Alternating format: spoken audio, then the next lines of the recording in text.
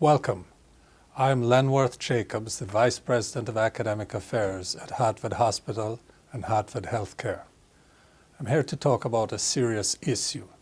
There have been a number of intentional mass casualty events like the Boston bombing, which have caused a number of casualties.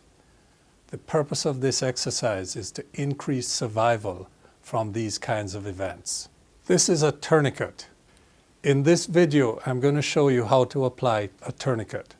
It is important to know when to use a tourniquet. The bleeding has to be severe and not stop with primary pressure. The tourniquet that I'll demonstrate has a windlass and a clip. There are four major components to this type of tourniquet: the band, the windlass, the clip, and the strap. These are the steps for a tourniquet with a windlass. Slide the injured extremity through the loop of the self-adhering band. Pull the free running end of the self-adhering band tight and securely fasten it back on itself. Twist the windlass until the bleeding stops. Lock the windlass in place with the clip.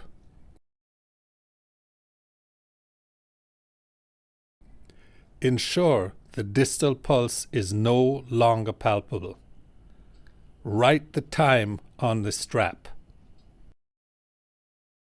This is a bleeding control bag. The bag can take care of about 20 people who have severe bleeding. It has shears, gloves, tourniquets, and hemostatic dressings. Look for these red bleeding control bags in a white box in public places.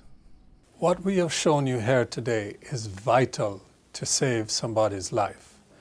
We encourage you to practice on a friend or colleague until you're confident that you can apply this properly.